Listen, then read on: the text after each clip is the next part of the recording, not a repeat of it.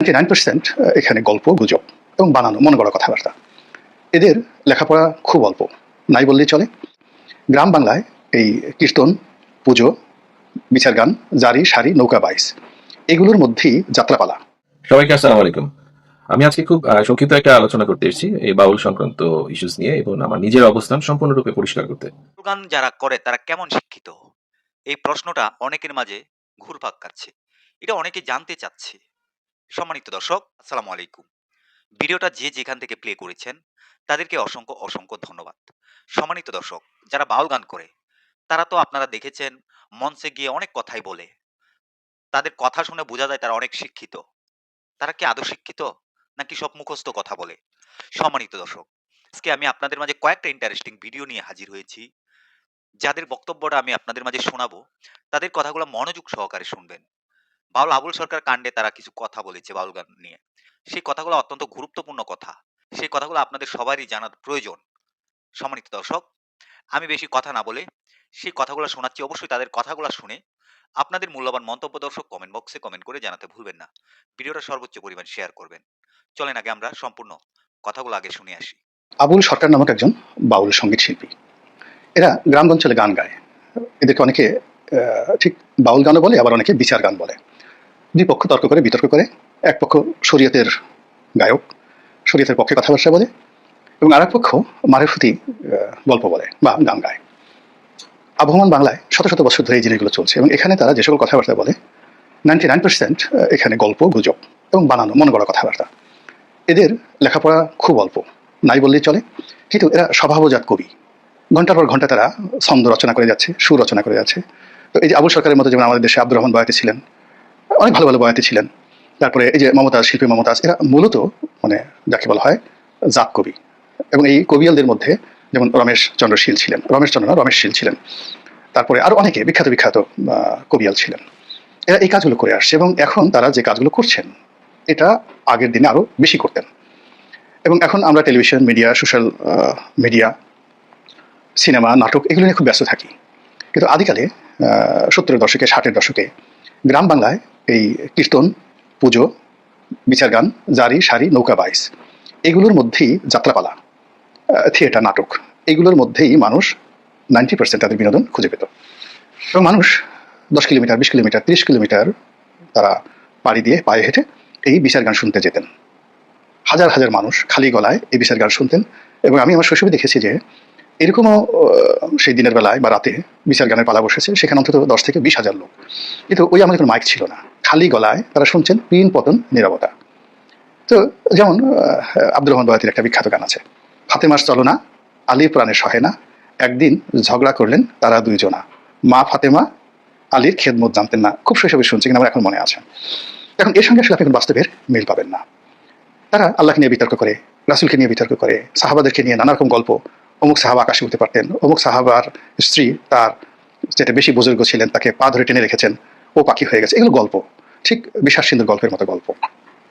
আর আমাদের এই সমাজে, কালচারে ঠিক আমরা যেমন মুসলমান ধর্মে যে গল্পগুলো এই যে এরা বলছে, একই গল্প কিন্তু এরকম মহাভারত নিয়ে আছে, একই গল্প বৌদ্ধদেরকে নিয়ে আছে, খ্রিস্টানদেরকে নিয়ে আছে, অন্যান্য ধর্ম সম্প্রদায় যারা আছে, বড় বড় ধর্ম, জৈন ধর্ম, শিখ ধর্ম, পার্সিদের যারা অগ্নিপর্শক, তারা এই সব জায়গা থেকে এরকম কিচ্ছা কাহিনী আছে।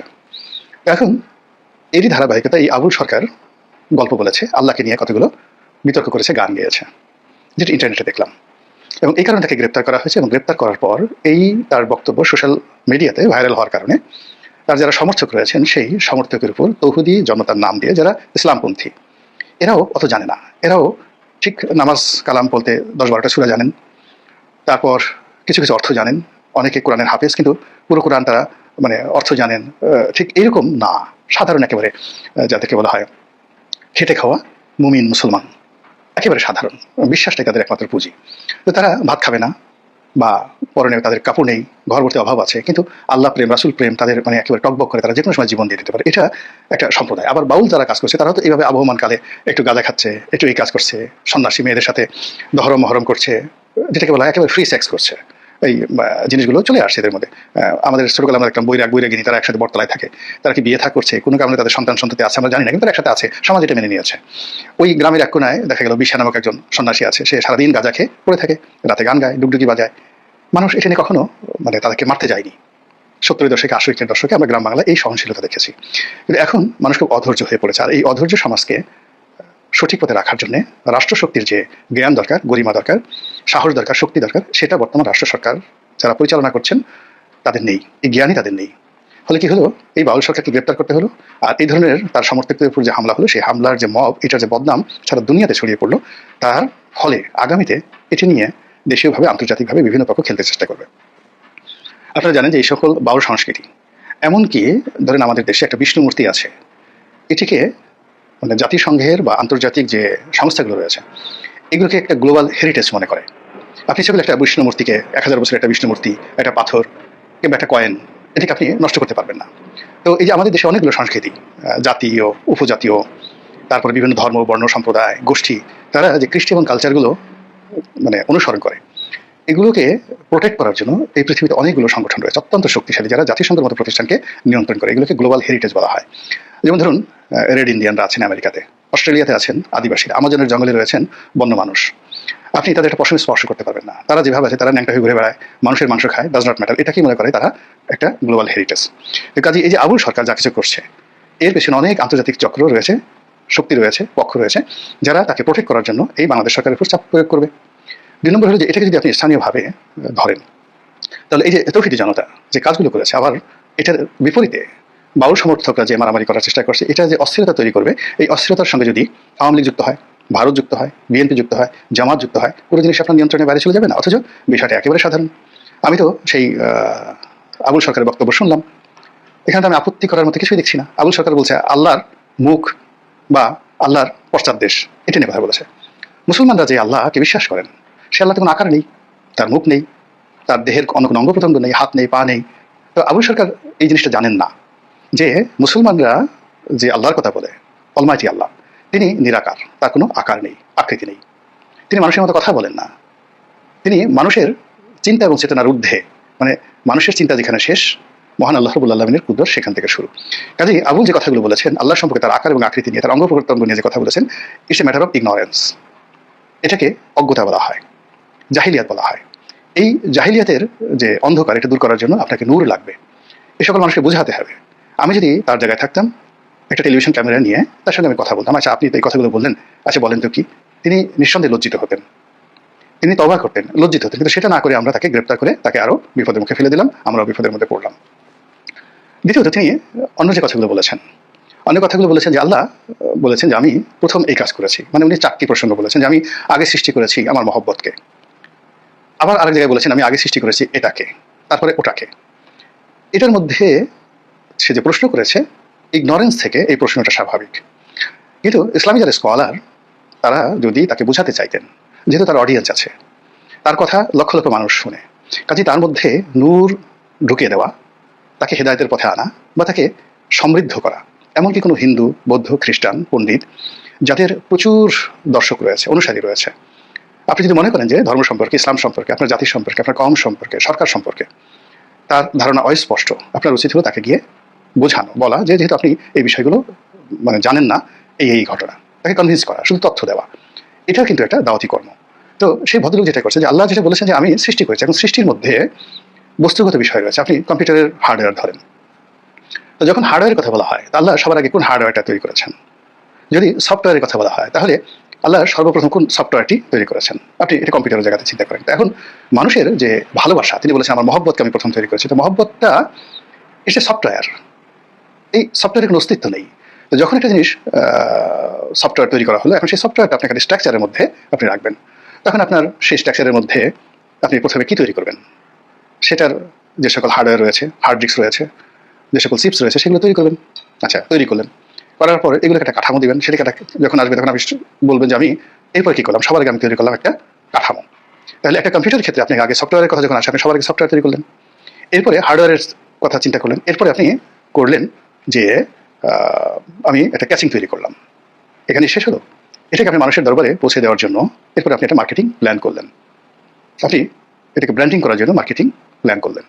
তো কাজেই আল্লাহ রাব্বুল আলামিন সবার আগে সৃষ্টি করেছে। যদি এই কথা বলা হয়, এই মহাবিশ্বে, এই মাখলুকাতে যে শ্রেণী রয়েছে, সেই শ্রেণীগুলোর মধ্যে যে শ্রেণী বিন্যাস রয়েছে, তিনি যে জাতির কথা বলছেন, যে ভূমির কথা বলছেন, যে আদেশের কথা বলছেন, উপদেশের কথা বলছেন, যে উদ্দেশ্যের কথা বলছেন, প্রত্যেকটার একটা শুরু আছে।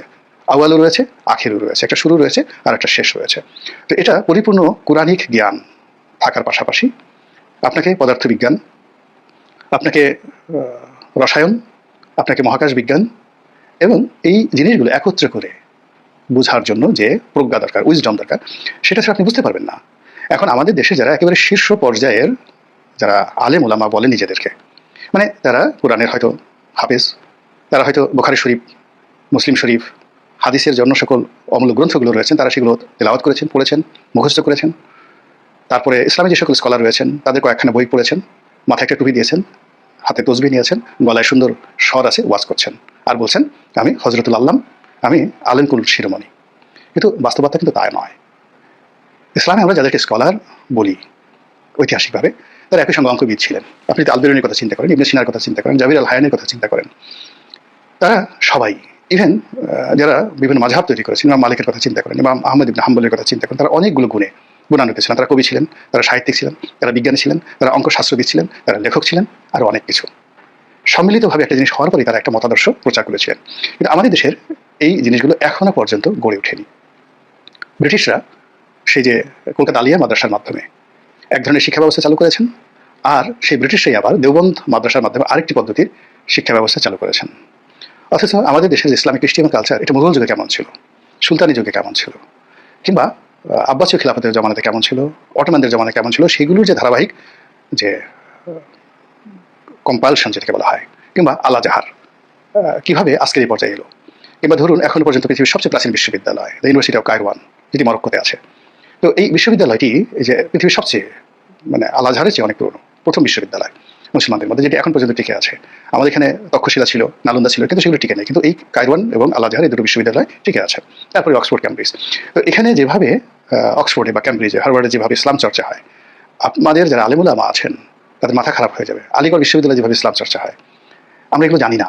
না জানার কারণে কি হলো, আমাদের এই যে মাদ্রাসাগুলোতে যেভাবে শিক্ষা দেওয়া হয়, মক্তবগুলোতে যেভাবে শিক্ষা দেওয়া হয়, এটার উপর ভিত্তি করে আমরা অসংখ্য সেই যাকে বলা হয় সূত্র তৈরি করে ফেলছি ধর্মের এবং নিজের। তারই ধারাবাহিকতা এই বাউল আবুল সরকার, সম্ভবত তার নাম, এই ভদ্রলোকের সঙ্গে যা করা হচ্ছে, তিনি যা করেছেন আবু সরকার, এটা একেবারে অজ্ঞতা, না বোঝার কারণে, অথবা কোনো কারণে তার ভিতরে ম্যালিস থাকতে পারে ধর্মকর্ম সম্পর্কে। তিনি ধর্মীয় সম্প্রদায় দ্বারা মারাত্মকভাবে ক্ষতিগ্রস্ত, এই কারণে তার সেই মনের ক্ষোভ তিনি ঝেড়েছেন। আবার তার এবং তার সমর্থকের উপর যারা করেছেন, আমি বলবো তারাও ইগনোরেন্স থেকে করেছেন। এখানে যারা সমাজের নেতৃত্ব স্থানীয় ব্যক্তিত্ব রয়েছেন বিভিন্ন পেশার, আমি মনে করি এই বিষয়গুলো আগুনের মতো, বারুদের মতো, এগুলো যেন আর না বাড়ে, সেই ব্যাপারে সবারই সতর্ক হওয়া উচিত। আসসালামু আলাইকুম রহমতুল্লাহ। আজকে 25 নভেম্বর 2025, আপনি আমাকে নিউজ পেপারের কয়টা হেডলাইনে নিতে পারবেন যে এই দেশে ভিন্ন ধর্মাবলম্বী বা ভিন্ন মতাবলম্বীদের সাথে আমাদের সহাবস্থানে একটা সংকট তৈরি হয়েছে? পারবেন না। পারবেন ওই মৈখের মতন কিছু চানাচুর বিক্রেতার নিউজের পাবেন, এবং কিছু বায়াসড কিছু অনলাইন পোর্টাল আছে, তাদের ওখানে আপনি হয়তো এরকম কিছু পেতে পারেন। যদি সেরকম কিন্তু আসলেই ঘটতো, তাহলে এই দেশে কি এত লক্ষ লক্ষ বাউল সঙ্গীত শিল্পী তাদের গান তৈরি করতে পারতেন? একজন হিন্দু ধর্মাবলম্বী কি তার মন্দিরে গিয়ে পূজা করতে পারতেন? অবশ্যই পারছেন, এবং তারা করছেও। এবং কারণ এই সংকটগুলো ইচ্ছাকৃতভাবে তৈরি করা হয় যাতে একটা অস্থিরতা তৈরি হয় এবং সেটার একটা ফায়দা হাসিল অনেকেই করতে পারে, আর কিছু না। সেদিন যে ঘটনাটা ঘটেছে বাউল বিষয়টা নিয়ে, ওনার কি খুব বেশি প্রয়োজন ছিল তার বাউল সঙ্গীতের বাহিরে একটা রাজনৈতিক দলের অনুষ্ঠানে গিয়ে আল্লাহকে নিয়ে ঠাট্টা চলে এই এরকম একটা বক্তব্য করা? উনি তো ওনার গান গেয়েই চলে আসতে পারতেন, তার রাজনৈতিক প্রচারণা চালিয়েই আসতে পারতেন। তার কি প্রয়োজন ছিল ওই জিনিসটা করানো? কারণ ওই জিনিসটা ইচ্ছাকৃতভাবে করানো হয়েছে যাতে একটা অস্থিরতা তৈরি হয়, আমাদের নিজেদের মধ্যে দ্বন্দ্ব তৈরি হয়, আমরা বিভাজিত হয়ে যাই, এবং সেই বিভাজনের সুযোগটা একটা রাজনৈতিক দল বা অন্যান্য রাজনৈতিক দল যারা আছে, যারা ক্ষমতা লোভী, তাদের স্বার্থটা হাসিল করতে পারে, আর কিছু না। এটা সম্পূর্ণভাবে একটা অংশ থেকে পরিচালিত। আমি তো অবশ্যই বলবো এটা ভারতের একটা প্ল্যান ছাড়া আর কোনো কিছু হবে না, এবং তার সাথে কিছু রাজনৈতিক দলও এটার সাথে যুক্ত আছে, কোনো সন্দেহ নাই। দেখেন, আপনার কাছে সবসময় আপনারা গণতন্ত্রের চর্চার কথা বলেন আর যাই বলেন, আপনাকে তো সৃষ্টি করেছে মহান আল্লাহ। সিকুয়েলি আপনার অবশ্যই যার কাছ থেকে আপনি এসেছেন তার প্রতি আপনার কৃতজ্ঞতা বোধ থাকা উচিত, আপনি যেই ধর্মেরই হন না কেন। হিন্দু ধর্মের কাছে ভগবান, আমাদের কাছে আল্লাহই তো মহান প্রথমে হওয়া উচিত, কারণ উনি না থাকলে তো আমরা আজকে এখানে এসে এই বক্তব্য দিতেই পারতাম না। সো কোনো ধর্মের, যে কোনো ধর্মের একজন সৃষ্টিকর্তাকে নিয়ে কখনো যদি বাজে কটূক্তি করা হয়, অবশ্যই এটা একজন বান্দা হিসাবে তার বিবেকে হানা দিবে, এটাই স্বাভাবিক। আমি বলি নাই যে ব্যক্তি এই বক্তব্য দিয়েছে তাকে মারা হোক, তাকে আক্রমণ করা হোক, মোটেও না। অবশ্যই আপনি এটা সম্পর্কে আপনি বলবেন যে তাদেরকে আক্রমণ করা উচিত না, তাদের আইনের ব্যবস্থায় নিয়ে আসা হোক, সবকিছু ঠিক আছে। কিন্তু আমি গত কয়েকদিনে নিউজে স্ক্রল করে এরকম কোনো নিউজ পাই নাই কোনো রাজনৈতিক দলের পক্ষ থেকে ওইভাবে যে এই ব্যক্তির যে কটাক্ষ করেছে তাকে কঠোর শাস্তি দেওয়া হোক, ব্লাসফেমিমে যা আছে তার থেকেও কঠোর শাস্তি দেওয়া হোক, যাতে অন্য কেউ কোনো ধর্মের সৃষ্টিকর্তা নিয়ে কোনো রকম আর কথা বলতে পারে না। আমি এই নিউজটা যতটা স্ক্রলে পেয়েছি তার থেকে বেশি পেয়েছি কি বাউল নিয়ে গানের প্রোগ্রাম করা হচ্ছে, মশাল মিছিল করা হচ্ছে, রাজনৈতিক বিবৃতিগুলো নিউজ পেপারে হেডলাইন হয়ে এসছে। দুঃখজনক। আপনি অবশ্যই এটা করবেন দ্বিতীয় ধাপে। প্রথম ধাপে আপনার জন্য গুরুদায়িত্ব ধর্ম, আপনার ধর্ম নিয়ে কেউ কটাক্ষ করেছে সেটা নিয়ে আপনার আগে একটা খুব শক্ত বিবৃতি প্রয়োজন ছিল, আর কিছু না। আপনাকে তো কেউ বলে নাই যে ওই বাউলকে গিয়ে আপনি আক্রমণ করার জন্য উস্কানি দেন। আপনি এই বিবৃতি যদি দিতে পারেন যে তাকে যারা আহত করেছে বা আক্রমণ করেছে তাদের শাস্তির জন্য যদি আপনি বিবৃতি দিতে পারেন, তাহলে কেন আপনি বিবৃতি দিতে পারবেন না যে মহান আল্লাহ বা কোনো ধর্মের কাউকে নিয়ে কোনো রকম কটূক্তি করা উচিত না? এটা হিপোক্রেসি না? যাই হোক, আমার বক্তব্য হচ্ছে প্রত্যেকটা রাজনৈতিক দল যারা আছে এবং যারা নতুনভাবে আসছে, মনে রাখতে হবে এটা আমাদের একটা মুসলিম প্রধান দেশ, আমরা সবাইকে নিয়ে একসাথে সুখে শান্তিতে থাকতে চাই। কোনো ধর্মের মানুষ নিয়েই, কোনো ধর্মের মানুষ বা কোনো ধর্মের দেবতা, প্রভু, আল্লাহ কাউকে নিয়ে কারো কোনো রকম কটূক্তি করাটা সমীচীন না। এটা করলে প্রত্যেকটা মানুষ তার নিজ অবস্থান থেকে প্রতিবাদ করবে। এইটা রাজনৈতিক দলগুলোর বোঝা উচিত। যদি তারা বুঝে যে মানুষের সেন্টিমেন্টে আঘাত করাটা একটা কাইন্ড অফ অন্যায় এবং এটা খুব ভালো ফল বয়ে আনবে না রাজনৈতিক দলগুলোর জন্য। কারণ এখনকার মানুষ না 16 বছর এই অত্যাচারিত হতে হতে ভালোটা বুঝে। তাকে কাকে ভোট দেওয়া উচিত সে বোঝে, কাউকে বলতে হবে না। সে জানে যে এই মানুষটাই আমার দেশটা সুশাসন কায়েম করার জন্য যথেষ্ট। আমার মনে হয় আমার এই বক্তব্যটা সবাই পরিষ্কারভাবে বুঝতে পেরেছে। সম্মানিত দর্শক, এই যে তাদের কথাগুলো শুনেছেন, কথাগুলো কতটুকু ভালো লেগেছে সেটা আপনারা কমেন্ট বক্সে কমেন্ট করে জানাতে ভুলবেন না। ভিডিওটা সর্বোচ্চ পরিমাণ শেয়ার করবেন, সবাইকে দেখার সুযোগ করে দিবেন। সবাই ভালো থাকবেন, সুস্থ থাকবেন। পরবর্তী কোনো একটা ভিডিওতে আপনাদের সাথে দেখা হবে। আসসালামু আলাইকুম।